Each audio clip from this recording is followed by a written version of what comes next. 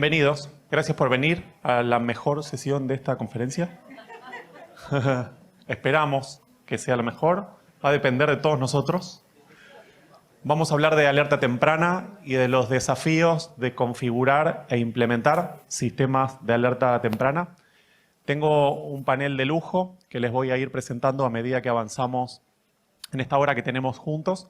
Vamos a dividirlo en 3 partes. En la primera voy a presentar un muy cortito documental que hicimos con UNDRR. Luego vamos a escuchar el reporte de las mesas preliminares de preparación, donde diferentes equipos hidrometeorológicos y de Disaster Risk Management han trabajado y nos van a contar ese reporte de esas reuniones de esta semana. Y la tercera va a ser una discusión de un panel en el que tenemos una serie de preguntas que le queremos hacer a los expertos. ¿Listos para comenzar? La primera parte, y chequeo con el equipo si estamos listos en un minuto para disparar el video. Voy a hacer una introducción. Tenemos un video que vamos a presentar como en 3-4 minutos. ¿Sí? Ok. Vamos a hablar de alerta temprana, de lo importante que es que le llegue a todos y también de las dificultades que involucra implementar estos sistemas. Esta peliculita que tenemos para comenzar creo que es un muy buen ejemplo de lo que pasa si no hay sistema de alerta temprana. De lo que siente de primera mano en el cuerpo, en su vida diaria, una persona, en este caso una niña, que está expuesta a los fenómenos de la naturaleza en una comunidad que en ese momento no estaba preparada. Imagínense que ella va a detectar sin sensores, que va a interpretar sin sistemas, que va a alertar sin ningún sistema de comunicación. Obviamente, esto ocurrió en Chile en el 2010, en una isla llamada Juan Fernández, unas horas después, un ratito después del gran terremoto de 2010. Como una aclaración importante, hoy no es la realidad de estas islas chilenas. Desde aquel día se hizo un recorrido muy grande. De hecho, marcó un antes y un después ese evento en la gestión del riesgo en Chile. Pero sí es un ejemplo de algo que ocurrió. Es un documento histórico. Está contado por la protagonista. 10 años después, ya no es una niña, es una adulta. Tenemos aquí invitados y panelistas de Chile que saben que esto fue un caso de mucha repercusión en Chile y en todo el mundo. Ella es la llamada niña del gong, que de noche se dio cuenta que iba a haber un tsunami y miren lo que hizo.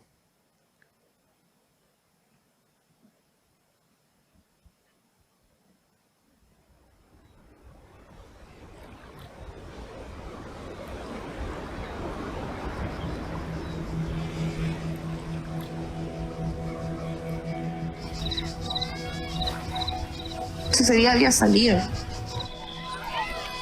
Había estado con mis amigas, con mis amigos y nos sentábamos a ver la luna porque estaba la luna súper grande. Todo muy oscuro, todo muy brilloso por la luna.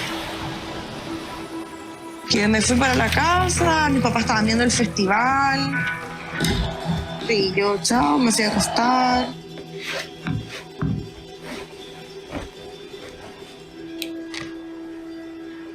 Y en eso, cuando me estoy quedando dormida,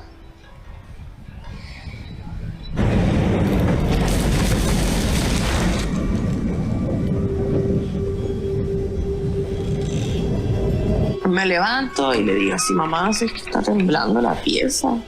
Y me dice, es que te están las almas malas, te están como penando, es que te portas tan mal. Y yo dije, no.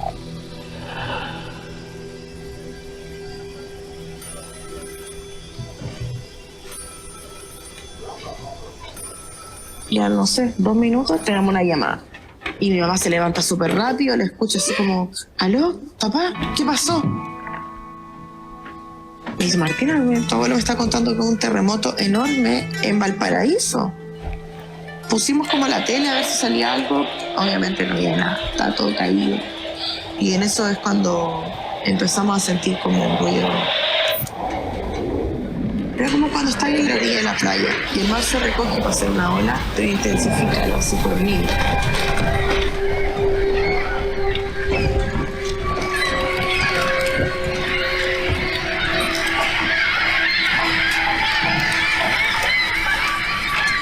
Mi papá se va para donde la Capitanía Puerto, entonces dice, váyanse por el camino del Cabrera para arriba y ahí ya deberían estar seguros.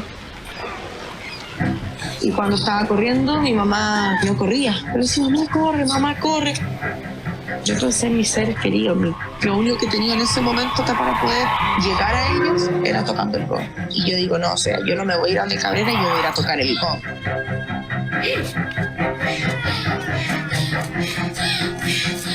No iba con zapatos. Me enterré un clavo en el pie. Al principio no encontraba el mazo que era para pegarle al gong y realmente como que de película se iluminó. Y lo agarré y empecé a pegarle.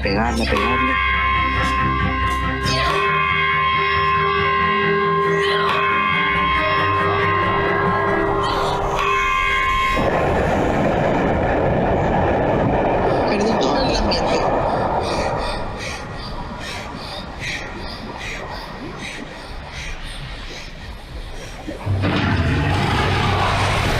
Y ahí salió una persona, está pasando. Ya en ese punto íbamos gritando, levántense, despiértense, hay un tsunami, empezamos a despertar a la gente. ¿Y qué pasó? ¿Qué está pasando? Tenemos que correr ahora. Ya no podía prácticamente ni respirar y estaba dando un principio de ataque de asma. Y el mar que estaba ahí, que teníamos que correr sí o sí.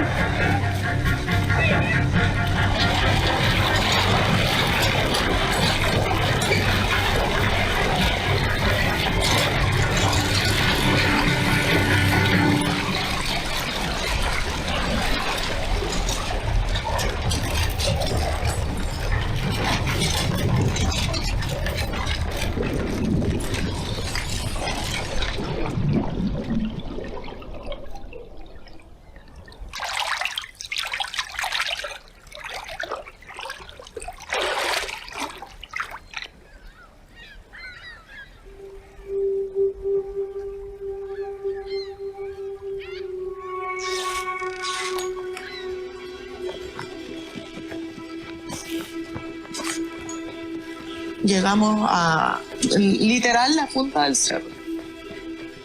Nosotros habíamos dado por perdido a mi papá. Y en un momento mi papá apareció y subió con nuestra perrita que teníamos. Lo vimos, lo abrazamos. Mi papá destruido, el roto. Le dice a mi mamá, no hay nada que hacer, está todo destruido.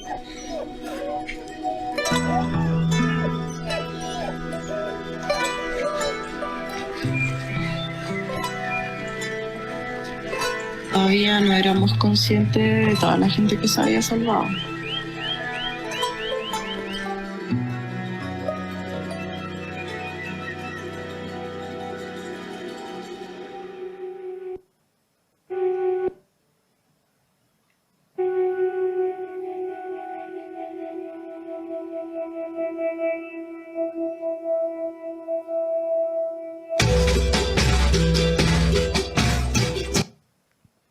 Muy bien.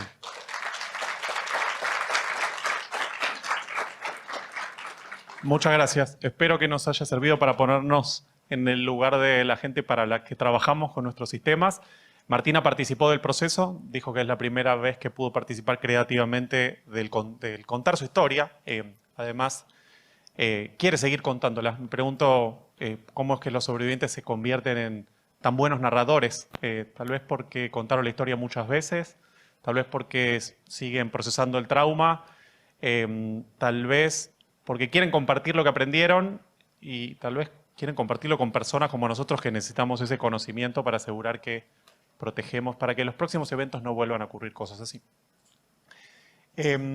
Bueno, avanzamos entonces pasamos a la segunda parte de la charla y me gustaría invitar a Dr. Kerry Hinz, que es directora del Departamento de Emergency Management de Barbados, y al Dr. Pablo Cabrera, presidente del Instituto Uruguayo de Meteorología, que se acerquen, que vengan conmigo y les damos la palabra para que nos cuenten los resultados de estas reuniones preparatorias de la plataforma regional. Adelante, doctor Cabrera. Creo que comienza primero Dr. Hinz. Your turn. Sorry about the Spanish. Is the translation working well? That's okay. This translation That's doesn't work wonderful. well. If it doesn't, you let us know. Wonderful. Good afternoon, everyone. It's a pleasure to have you here. Today we are going to just give a report on the February 27th meeting that we had as National Disaster Coordinators and National Met Services, as well as development partners. This was the first summit where we pulled together, we had a number of agreements on the issues that were important to us. Now, just to give a little context, the Met offices and the disaster risk management offices are a part of a multi-sectoral system. And it is important that we promote institutional collaboration to enhance multi-hazard early warning systems. And we note in the context of the UN's Early Warning for All initiative, it is so very important that the various players and stakeholders within the system come together and know each other and be in a position to assist with us achieving the fundamental goals of what I term citizen security and safety and early action. Now, the participants, as I said, was the National Disaster Coordinators, the National Met Hydrological and Met offices, our development partners. And we had a long day of group discussions and panels on some key issues that were important to us, and we identified the challenges to this interinstitutional coordination, the actions that we needed to take in order to ensure better coordination. And we looked particularly at how we would enhance the governance mechanism that is so very important in this whole multi-hazard early warning system. Now, my colleague will present the actions and the outcomes that were agreed to the various participants. And we felt it was very important to hear from the donors as well. And there was a panel discussion on the need for that coordination on funding mechanisms of donors, because we have action plans, but we need to finance these action plans in order that we can advance as a system. So I hand over to my colleague. Bueno, muchas gracias, doctora. Antes de aclarar, por respeto a toda la audiencia, no soy doctor, ¿sí? Soy coronel y bueno, es un honor para mí estar con todos ustedes. Una cosa que sí vimos que es importante y agradecemos que se haya concretado esta plataforma. Esta instancia realmente es más que valedera y todos los aportes fueron muy buenos, muy buenos. Y bueno, la idea de poder continuar con estos procesos. Los principales resultados que luego van a estar también en otros documentos, estos son un gran resumen que ha sido muy difícil para los que han trabajado, a quien queremos agradecer a todo el equipo, a Bárbara, a Yair, que han hecho un notable esfuerzo para lograr esto, ha sido lo de institucionalizar el diálogo. Por favor, la próxima presentación sería, la próxima slide, por favor. Ahí va. La de institucionalizar el diálogo periódico y en subgrupos regionales. Como vimos, esta es una plataforma que es muy abarcativa. La idea es también llevar esto a subgrupos regionales, atendiendo a las diferentes amenazas que estamos teniendo en los sistemas de alerta temprana. Así como la necesidad de implicar a otros actores nacionales y regionales. Vimos que el día de ayer, por ejemplo, estábamos meteorólogos y los que estaban en las organizaciones nacionales de respuesta, pero creemos que hay otros, como toda la parte de sismología, etcétera, ¿verdad?, que desempeñan un papel fundamental en la implementación de las alertas tempranas.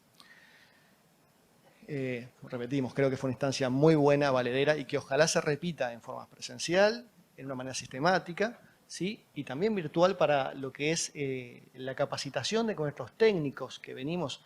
Lo que vemos es el lenguaje común y esa visión integral de lo que implica un sistema de alerta temprana. Otro de los puntos que vimos, mejorar el intercambio de datos entre las oficinas nacionales gestores para la gestión de riesgos de desastres y los servicios meteorológicos y hidrológicos nacionales y otras partes interesadas. Es decir, que no solamente quede también en lo operativo para que ese sistema funcione, sino también en ver hasta ese análisis post-evento que nos permita mejorar las acciones a futuro. Mejorar la colaboración entre instituciones para avanzar en la implementación de la predicción basada en impacto, un poco de lo que veníamos hablando anteriormente. O sea, aprender de esas lecciones aprendidas, como bien mostraba ese video, que realmente fue muy motivador. Y bueno, desde ya nuestro saludo y gracias por ese estar atento a estas cuestiones. Porque a veces, como bien decían los panelistas anteriores, la información debe ser clara, concisa y concreta y oportuna. Y a veces no se necesita tanto, y con un gong salvaron a muchas personas, y esas lecciones tenemos que aprenderlas. Otro punto muy importante es reforzar los marcos legislativos y políticos para la reducción de riesgos de desastres. Y acá me permito una cosita más, que estos marcos legislativos y políticos también aseguren la parte presupuestal para mantener esos sistemas, que no es poca cosa. Todos los países tenemos diferencias y diferentes vivencias, y a veces nos pueden afectar estos sistemas que, claro, no se ve todo lo que ayuda, pero porque es un tema de prevención, como los seguros quizás, pero creo que eso es importante también recalcarlo. Integrar la reducción del riesgo de desastres, como bien decíamos, en los Multi-Hazard Early Warning System, en los presupuestos nacionales, o sea que esto esté asegurado de cierta manera. Y por último, avanzar en la aplicación del CAP, con un seguimiento a escala nacional para llegar hasta la última milla. Y acá también eso ha sido un esfuerzo muy importante que ha hecho en la región americana, la R3 a R4, de fomentar la implementación de los sistemas CAP, que son los sistemas de alerta de los servicios meteorológicos, y poder mejorar de una manera más complementaria, atendiendo a que esas alarmas, esas alertas, no estén dentro de lo nacional, sino activen también a lo regional y subregional. Eso sería por el momento. Les agradezco mucho a los dos. Thank you so much for reporting the outcomes and the great work that you've been doing as a team. Te pido, si no, ¿me puedes alcanzar un vaso de agua? Que me dio un poco de tos. Perdón. And I would like to invite the rest of the panelists, invitar a los otros panelistas a que se vengan a sumar, que se acerquen. Los voy a presentar. Doctora Ana Stribar Ibarra, Science Director del Inter-American Institute for Global Change and Research Regional. Muchísimas gracias. Gracias. Profesora Iracema Alcántara, investigadora en el Instituto de Geografía de la Universidad Autónoma de México, la UNAM. Mr. Pedro Basabe, Senior Advisor en el Climate Risk and Early Warning Systems Initiative. Gracias por el agua. Bienvenidos. Gracias por ser parte de este panel de lujo. Y voy a dar un poco de contexto para este panel.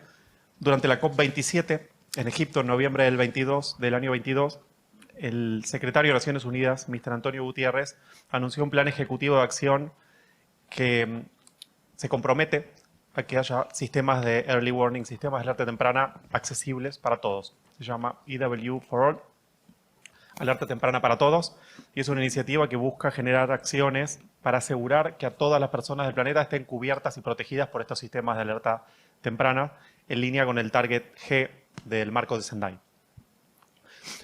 Sabemos que la necesidad de estos sistemas de alerta temprana es urgente, sabemos que el impacto de los desastres es cada vez mayor, en parte a consecuencia de la actividad humana, pero que sabemos que estamos enfrentados a eventos cada vez de mayor impacto, y de ahí la importancia de estos sistemas que tienen un bajo costo y que tienen un impacto grande para salvar vidas y para proteger a las personas.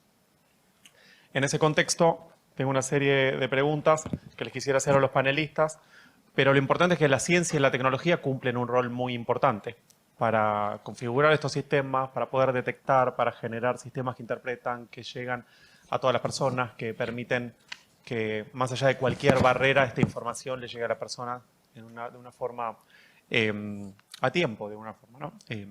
Para que puedan tomar acción. Entonces voy a hacerle la primera pregunta a Dr. Hinz. This will be a question to you. I'll say it in English. I would like to start this panel and ask you about the importance of creating the needed institutional and governance framework to advance and to move on in the implementation of these multi-hazard early warning systems? What is the benefits of having these government mechanisms in place? Thank you for the question. And I take the experience of Barbados. We know that at the end of the day, the multi-hazard early warning systems, it is important to have them implemented. Early action saves lives. And it was very important for us in Barbados when we were looking to improve our system to ensure that we had an appropriate governance mechanism. We established the national priority for multi-hazard early warning systems. We have all the various parts of the multi-hazard early warning system, but we need to have a common goal. We are united by a common goal, and it is important that we establish the rules of engagement, if you say, in the system. Having defined roles and responsibilities of all the stakeholders, and ensuring that we have the necessary frameworks, whether that be committees, budgets, and legislation, policy in place. When we started with the administration of our multi-hazard early warning systems checklist, the global checklist. And what that did, it identified the gaps that we found in our system. Now, this process was done in a multi-sectoral and multi-stakeholder space.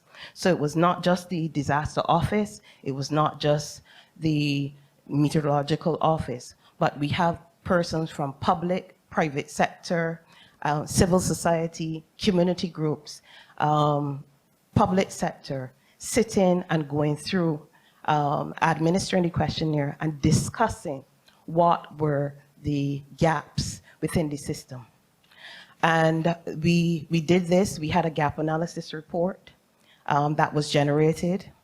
And then we also we sat for over a year and we pulled together our roadmap for multi-hazard early warning systems.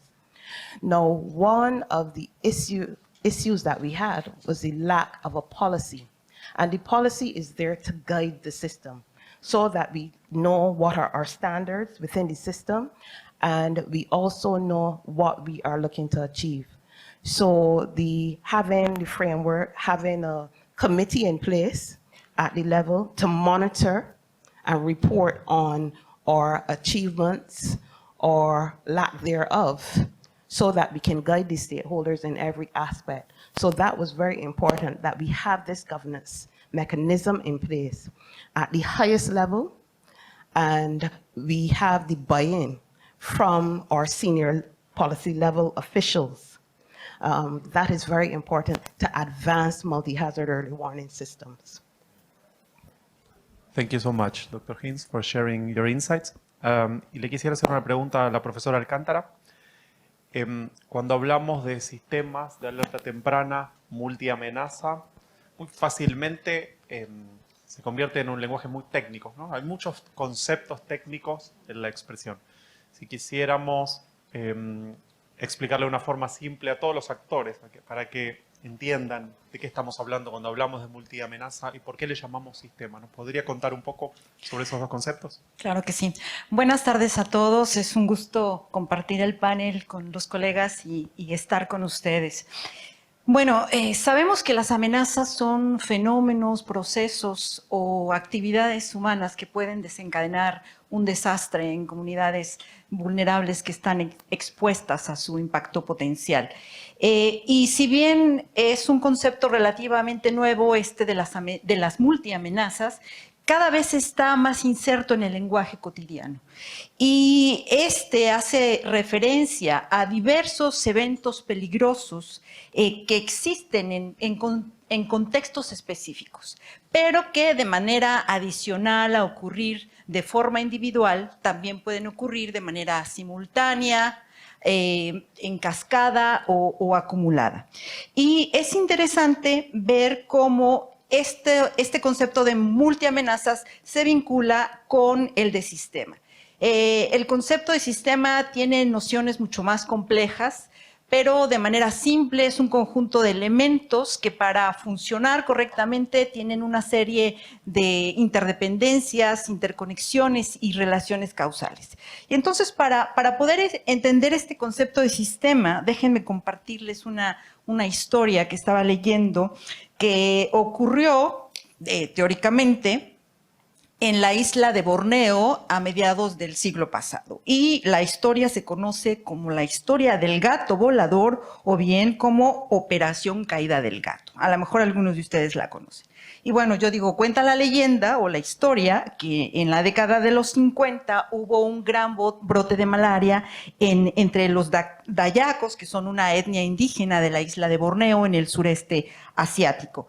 Y la Organización Mundial de la Salud decidió arrojar DDT en la isla para que los mosquitos que transferían, que eran los vectores de la malaria, se murieran y así se pudiera reducir la malaria. Esto ocurrió así, se murieron los mosquitos, se redujo la malaria, parecía que todo estaba funcionando bien, pero hubo una serie de efectos secundarios en cadena muy interesantes que empezaron a llamar la atención de la población. Y el primero de ellos fue que los techos de las casas de los habitantes de la isla se les empezaron a caer en la cabeza, esto es, empezaron a colapsar. Y lo que pasaba era que el DDT también había matado a unas avispas que se comían a unas orugas y estas orugas se comían la paja con la que estaban construidos los techos. Entonces, al no haber avispas, había una población mayor de orugas, mayor consumo de paja y por eso se colapsaban los techos, ¿no? De manera adicional a esto, también ocurrió que otros insectos se murieron a consecuencia de ese DDT, entre ellos unos lagartos geckos que además fueron comidos por los gatos. Y entonces los gatos también se empezaron a morir y a partir de ello brotaron una serie de ratas. Hubo una infestión de ratas en toda la isla y esto conllevaba enfermedades como la peste selvática y el tifus. Y entonces, para arreglar el problema, también cuenta la leyenda, no sabemos si es cierto o no, que la Organización Mundial de la Salud, junto con un escuadrón de la Fuerza Real Aérea Británica, lanzó en paracaídas a 14,000 gatos vivos en Borneo para que se comieran a las ratas.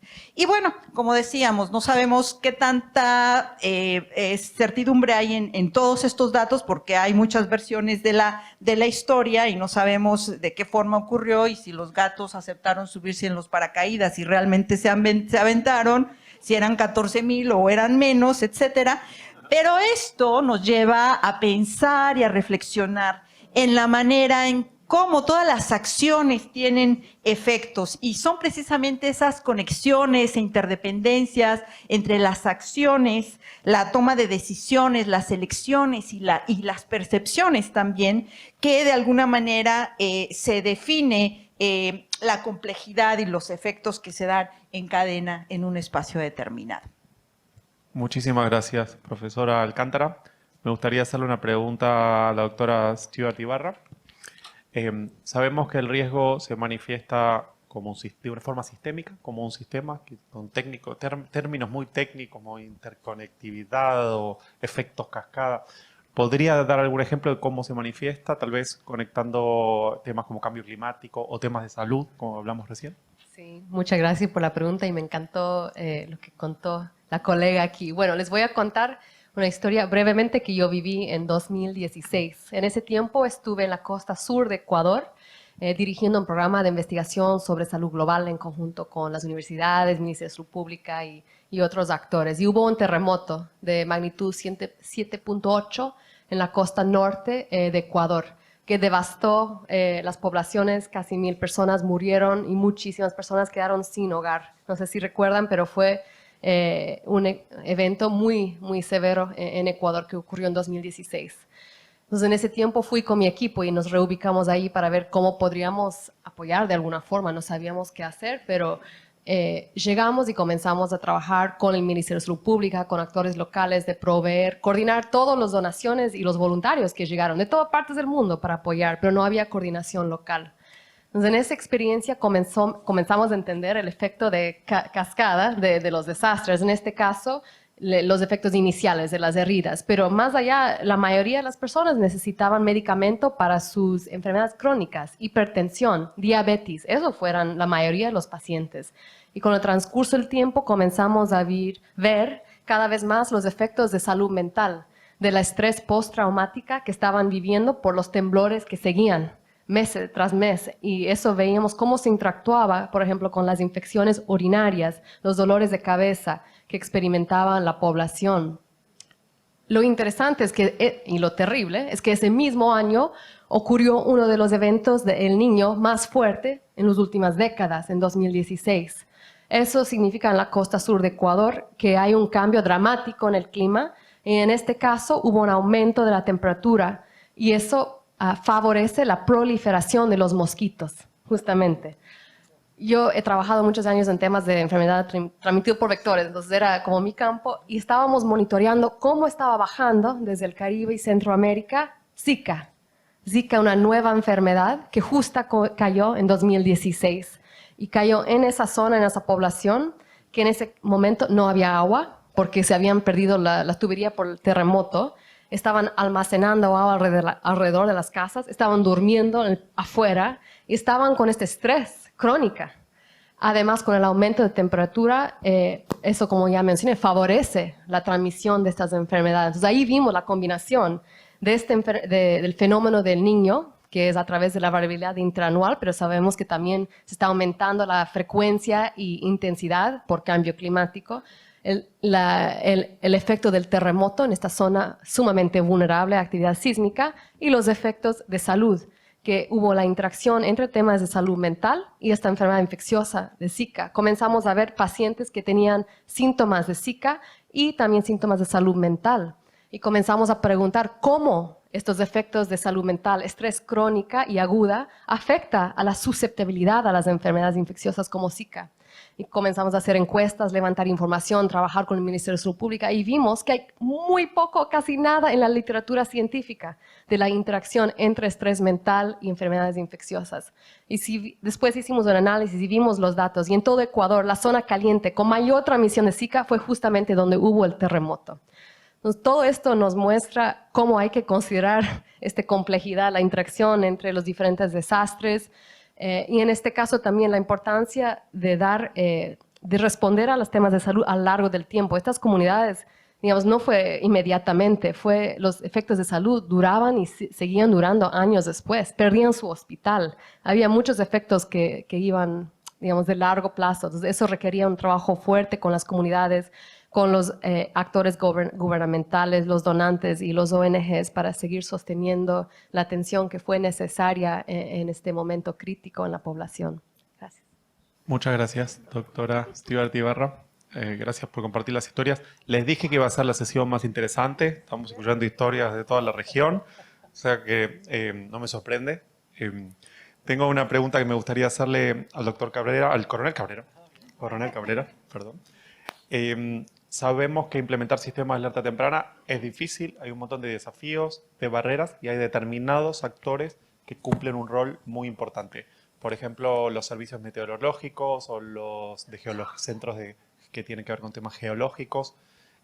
¿Podría contar un poco sobre la importancia de estos actores para sortear las barreras que nos encontramos? Sí, sin duda el tener múltiples actores complejiza aún más la situación, ¿verdad? Pero consideramos que los sistemas de alerta temprana tenemos que verlos de una manera integral, ¿sí? O ver a las capacidades que se tienen, ¿verdad? Y que las mismas, obviamente cada país tiene sus realidades.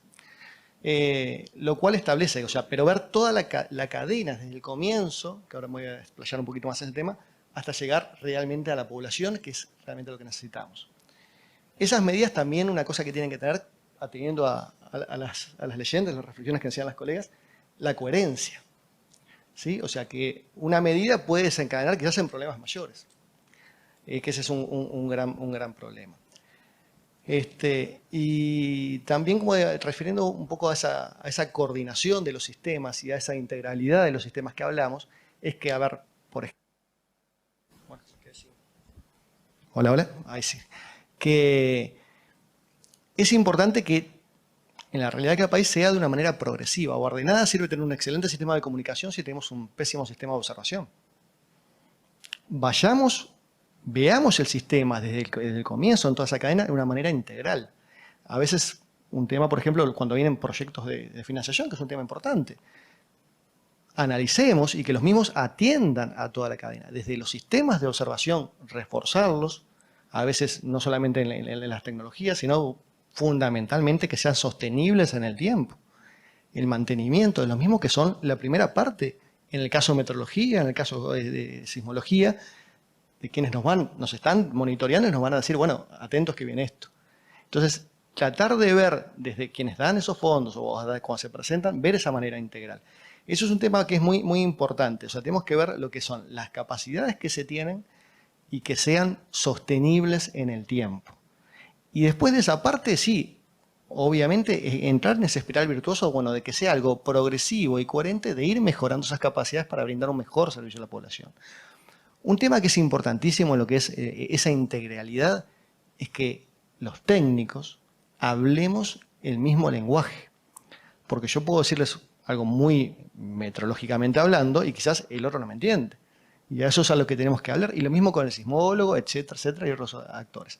Pero yo creo que esos son cómo podemos estar mejorando esos desafíos. Sí, redondeando simplemente, que tener las capacidades, reconocer las capacidades, las fortalezas y habilidades que tenemos, hacer lo que sea sostenible y que toda esa cadena de eventos, desde que sale, desde quien está monitoreando hasta que llegue al individuo, a la comunidad, que lo entienda de una manera clara, que verlo de una manera integral. Acá quizás también un tema, la parte sociólogos, como atendiendo a esas comunidades específicas en cada país, bueno, que entiendan cuál es el impacto que van a tener ante esa amenaza que los distintos institutos y organismos estamos advirtiendo. Muchísimas gracias, Coronel Cabrera, por compartir estos aprendizajes. Y me gustaría hacerle una pregunta a Mr. Basavi. Shall I do it in English, Mr. Basavi? As you wish. ¿Español igual? Muy bien. Queremos preguntarle sobre las experiencias en la región del Caribe implementando estos sistemas de alerta temprana. Sabemos que hay diversas barreras, que se necesitan mecanismos de gobernanza, que se necesita financiamiento permanente. ¿Nos podría contar cómo es el proceso en el que están implementando estos sistemas de alerta temprana que deben impactar a todas las personas en una región en el Caribe donde hay tantas naciones que son pequeñas islas y que eso seguramente plantea desafíos adicionales? Primero, muchas gracias por la pregunta, pero antes que nada deseo agradecer a los organizadores por haber invitado a CRUZ. CRUZ del Climate Risk Early Warning System. En definitiva, fue lanzado este mecanismo financiero en la COP21 en París y pues operacional desde el 2017 y pues hasta ahora ha invertido estamos por los 80 millones de dólares y está sobre todo dirigido a los LDCs and SEEDs y hasta ahora están cubiertos a través de programas regionales o nacionales 74 países, entre ellos como 19 en el Caribe. O sea, los colegas aquí nos indicaron algunos desafíos, ¿no? Pero Early Warning también, toda la parte de concatenación de los desastres y qué es lo que se necesita. Entonces, en realidad, este CRUZ trata de ir a lo práctico y hacer la implementación. ¿Cómo lo hace? Lo hace para asegurar la coordinación a través de entidades que van a implementarlo, entre ellos el UNDRA, la Organización Meteorológica Mundial y el Banco Mundial, que a su vez tienen otros tipos de proyectos en la región y en el mundo entero. Entonces, ellos son los que proponen los proyectos, obviamente basados en un pedido de los países o de las regiones para proponerlo. Segundo punto, hablábamos de una serie de cómo todo esto se armoniza. Y bueno, para ello ya existe el marco de Sendai, que lo indica cómo.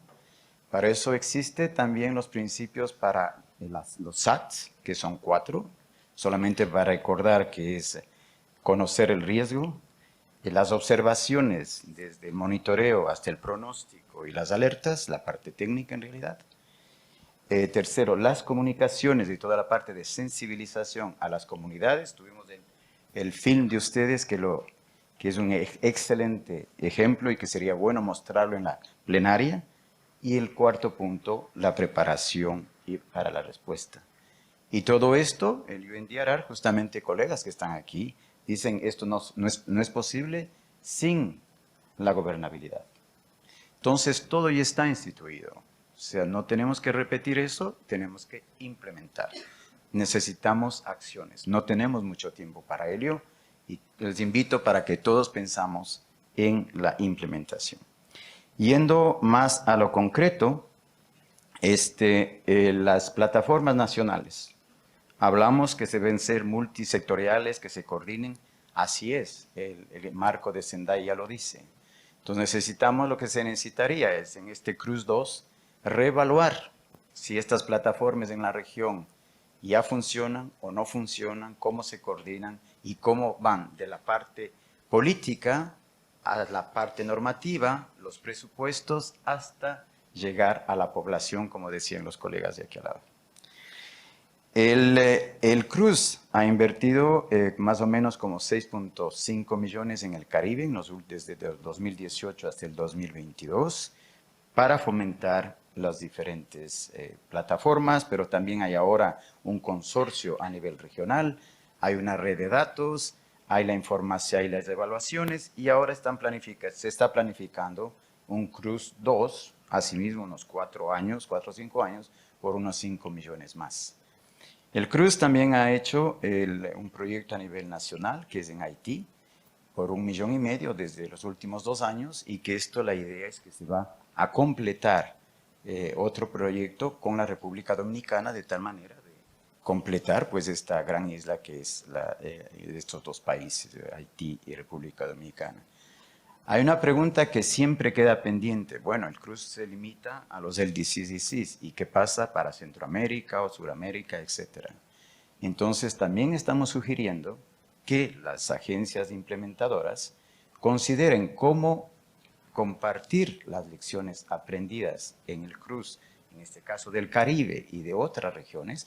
Hay otros proyectos regionales en toda África, central, del este, del sur, en el Pacífico, en Asia, etcétera, para que se informe a las regiones que no son beneficiarias directamente y que haya pues un intercambio, qué sé yo, puede ser una especie de pasantías. Tenemos que inventarnos de alguna forma para que aquellos países que no se favorecen pues sean también beneficiarios. El último punto, y que también está en el concepto, es cómo todo esto puede acelerarse. Y en realidad ya les informaba que el Cruz tiene tradicionalmente estos proyectos regionales y nacionales. Ahora, justamente para que se acelere más, fue en enero del año pasado, que se aprobó ya esto que se llama el Accelerated Support Window. Este es un esquema de financiamiento muy rápido que es aprobado en 3-4 semanas para los países que necesitan inmediatamente, hablo de nuevo de los LDCs, hasta una inversión de 250,000. Esto es válido para 12 meses. Y el otro es inclusive más importante en el futuro, que es una cooperación con el Fondo Verde, de tal manera que se vaya a los países que verdaderamente necesitan y que ya han pasado por los proyectos del Cruz, hasta proyectos como 25 millones de dólares. Todo esto ha sido posible gracias a los donantes. Y deseo, no sé si están aquí, pero expresar la apreciación muy profunda de la Secretaría del Cruz a Francia, Alemania, Suiza, Finlandia, el Reino Unido, Australia, Holanda, Luxemburgo y ahora Canadá, que ya lo hizo a través de la OIM, pero también ahora lo va a hacer directamente, que permite justamente que se haga que se haya fondos así programáticos, pero también fondos rápidos para esto. Y a las organizaciones implementadoras que me dicen que acabe, la UNDRR, el Banco Mundial y pues la OMM por todo el esfuerzo, y obviamente a los países que han sido los principales promotores de la implementación. Gracias a ustedes. Muchas gracias, señor Basabe, por sus intervenciones, por todas las experiencias del Caribe. A cada uno le haría muchísimas preguntas más, pero el tiempo es tirano y estamos rompiendo récord de puntualidad. Tenemos un programa que indica minutos y segundos y estamos cumpliéndolo, pero con los segundos de precisión. Es como si estuviéramos haciendo surf sobre las agujas del reloj ahí. Increíble. Tengo una pregunta para usted, Dr. Hinz. I'll do it in English, if it's not a problem. You described some government mechanisms that you're implementing in Barbados. And as we know, Uruguay has proposed the topic of science, technology, and early warning in the context of disaster risk management. So I would like to ask you, in your experience in the place where in the region where you're working, how are you embedding those technological systems within the governance mechanisms? Hago la traducción cortita, le estoy preguntando a la doctora Hinz de qué forma están integrando los sistemas tecnológicos dentro de los marcos de gobernanza que trabajan en Barbados. Okay, thanks for the question. The role of science and technology is very important in multi-hazard early warning systems.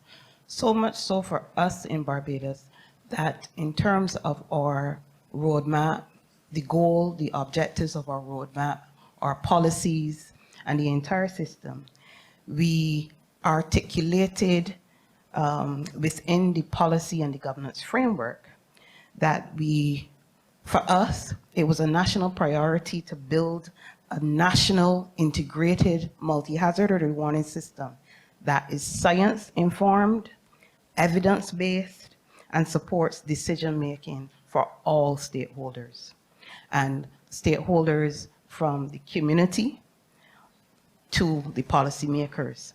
Now, it is very important that science and technology is in all aspects, embedded in all aspects of the end-to-end early warning system, from hazard detection and monitoring.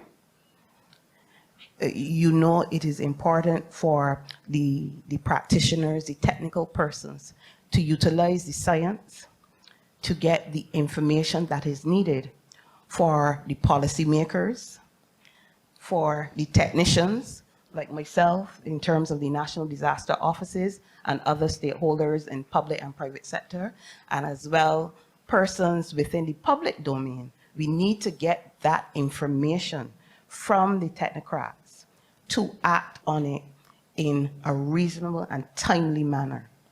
And it is so very important that we utilize the science available to us to break down that information and then to translate that information so we can effect early action. Because at the end of the day, it is important that we save lives. Within the process, science and technology has also figured in terms of the communication of that message, the mass dissemination of the message. It has also figured in the aspect of preparing our population. They need to understand the science. They need to understand what are the actions, the preparatory actions that they need to take in order to save their lives. And it is so very important that at the national level and all across society, that the information is placed at the disposal of all stakeholders. They may act in different ways, but we have to place it at their disposal in order that they can utilize it to make informed choices.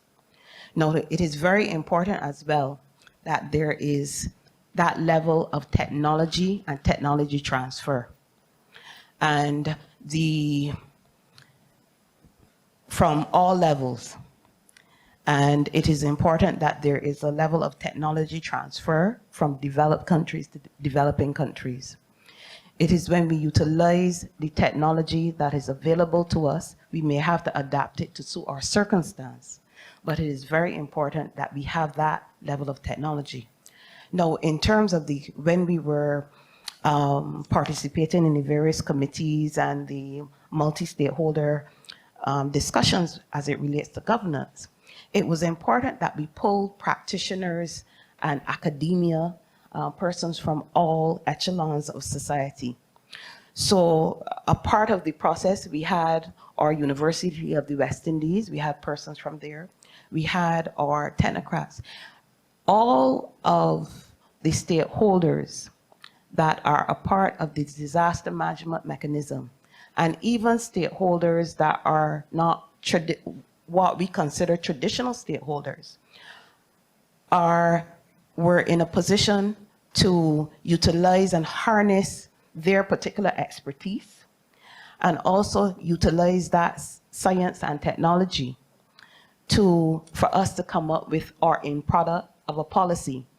And as we go forward as well, the science and technology, having the evidence to go to our ministries of finance to get additional funding, to obtain additional funding, to implement the multi-hazard early warning roadmap that we have pulled together. And also to go to the donor community and philanthropists, the private sector, to say, well, okay, we have the evidence.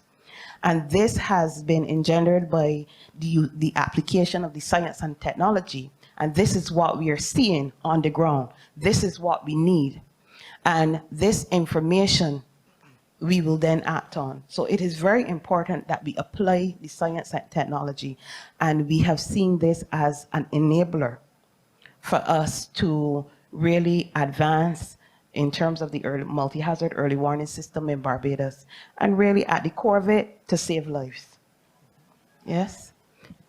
Thank you so much, Dr. Hinz, for sharing your insights. I'd like to ask a question to Dr. Stuart Ibarra. Hablamos de la necesidad de coordinar diferentes sectores para que colaboren. Me gustaría preguntarte de qué forma la investigación sobre temas climáticos o sobre salud pueden informar el diseño y la implementación de sistemas de alerta temprana.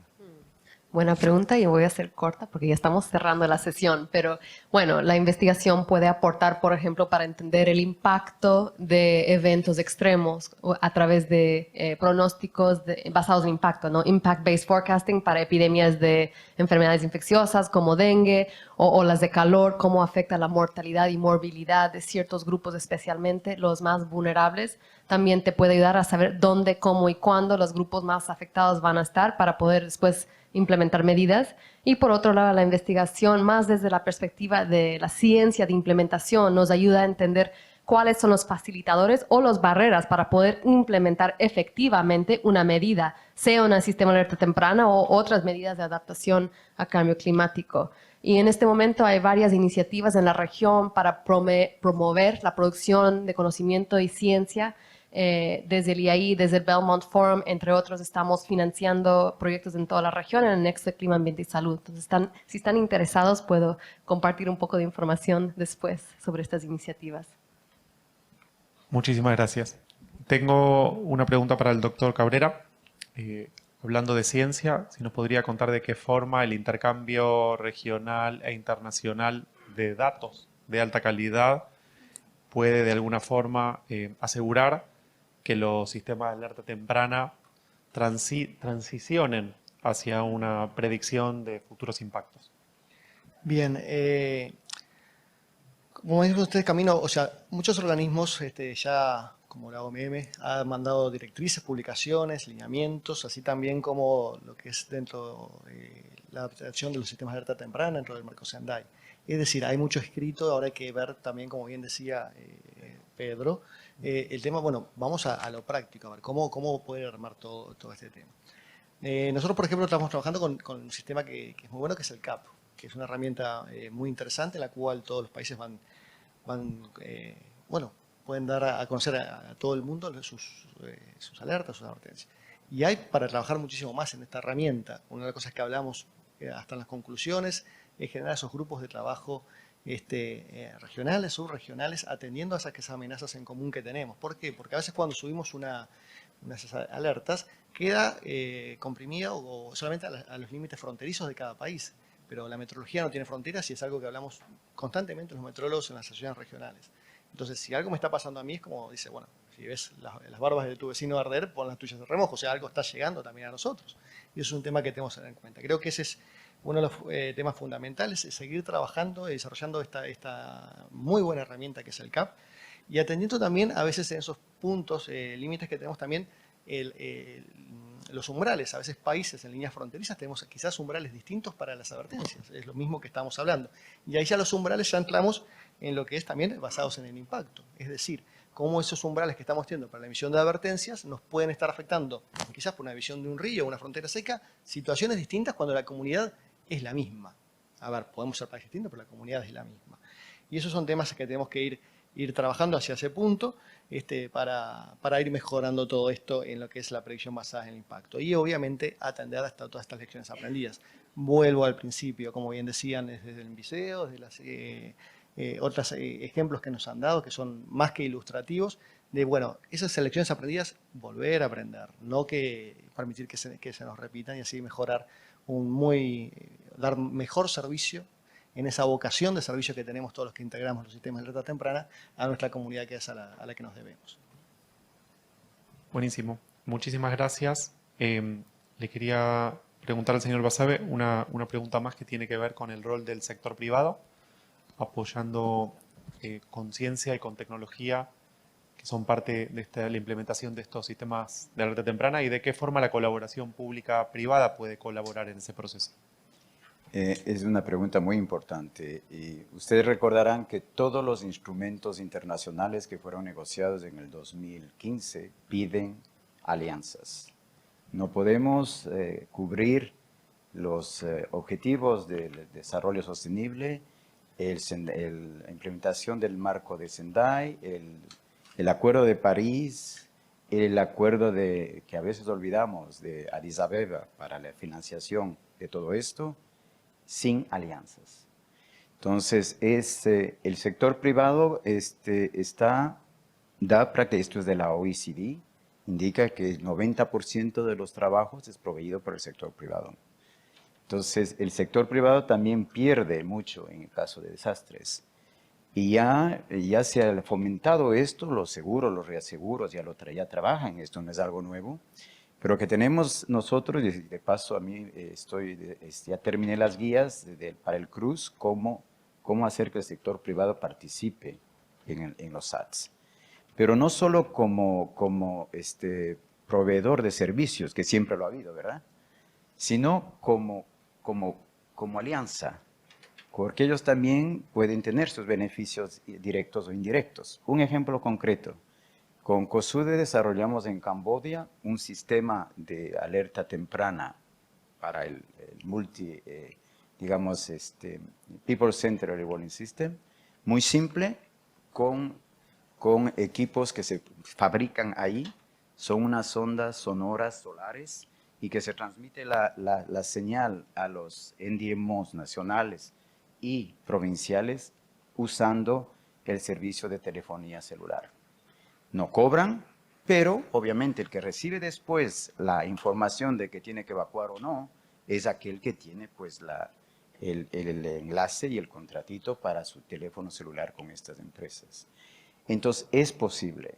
Lo que ya tiene, por ejemplo, el UNDRR tiene RISE, el Banco Mundial, les sugiero que vean, hay una publicación excelente que es The Power of Partnerships, que indica todo lo que estamos hablando. La OMM tiene políticas, tiene guías, etcétera. De nuevo, es la aplicación de esto. Y así invitamos a nuestros socios que hacen la implementación del CRUZ, que de ahora en adelante pues se use el sector privado para que verdaderamente sea algo compaginado con ellos para llevar esto. Y obviamente ciencias y tecnología. Ciencias y tecnología, ya los colegas lo ilustraron. No puede haber asimismo los SATs sin que haya ciencia y tecnología, sin la transferencia del conocimiento, sin la transferencia o sí también de todo lo que tiene que ver con los 4 elementos de los SATs. Gracias. Muchas gracias, señor Basabe. Y me gustaría hacerle una última pregunta a la profesora Alcántara. Estamos ya justos de tiempo. Y tiene que ver, ya habíamos hablado de ciencia, de tecnología en los sistemas de alerta temprana. Me gustaría preguntarte por la importancia del enfoque sociocultural. ¿Me escuchan? Sí, gracias. Gracias por la pregunta. La verdad es que me encanta siempre esa pregunta. Yo creo que todavía los sistemas de alerta temprana que existen son muy pobres en estos componentes socioculturales. Y el hecho de que visualicemos los sistemas de alerta temprana como centrados en las personas no quiere decir que sean eso, porque están dirigidos a las personas. La mayor parte de los sistemas de alerta temprana existentes tienen un amplio componente tecnológico. Y si regresamos a la historia del gato volador y vemos la parte de un sistema, no lo podemos considerar como un sistema si no tiene el contexto social y cultural del cual son parte los individuos. Entonces, eso nos lleva a una tarea muy interesante que tiene que ver con los enfoques disciplinarios, inter, trans y multidisciplinarios que se requieren en la configuración de los sistemas de alerta temprana. Entonces, nos decía el coronel que los sistemas tienen que ser sistemas integrales. Y para hacer sistemas integrales necesitamos la transdisciplina. ¿Y qué creen? Que para hacer transdisciplina necesitamos ciencias sociales. La transdisciplina la tenemos que visualizar como un proceso que también es complejo, demanda tiempo, que sea sostenido, que sea continuo y que involucra la participación de actores académicos y no académicos para identificar todos esos elementos del espacio habitado, desde la geografía, desde el territorio, para conocer esas relaciones dinámicas que hay entre la esfera ambiental y la esfera social. Entonces, si no tenemos ciencias sociales, si no ponemos realmente las ideas a los individuos como parte de ese proceso de configuración del sistema de alerta, no solo en la parte de la implementación, debe necesitar las comunidades desde el diseño, desde el contexto social, y el video del GONG fue fantástico también en esa dirección. No vamos a poder estar hablando de este tipo de sistemas. Y entonces las ciencias sociales nos brinda la posibilidad de hacer esa transdisciplina cuyo objetivo final es la coproducción del conocimiento. Y una vez que está coproducido ese conocimiento, que trabajamos juntos, se necesita la transferencia de todos esos elementos hacia la implementación de la política pública y la práctica, y en este caso de los sistemas de alerta temprana. Entonces, yo creo que todavía hay que darle el valor que merece a las ciencias sociales y establecer esos puentes, esas alianzas, no solamente a nivel sectores, sino a nivel disciplinario, porque muchas veces se considera que como las ciencias sociales no tienen un enfoque científico específico, entonces no tienen valor. Pero ¿qué creen? Que no hay sistemas de alerta temprana eficientes y robustos si no hay ciencias sociales. Gracias. Muchas gracias, profesor Alcántara. Bueno, vamos a concluir la sesión. Hemos aprendido de todos los diversos aspectos que hacen los diseños de alerta temprana, algo tan desafiante y maravilloso a la vez y necesario.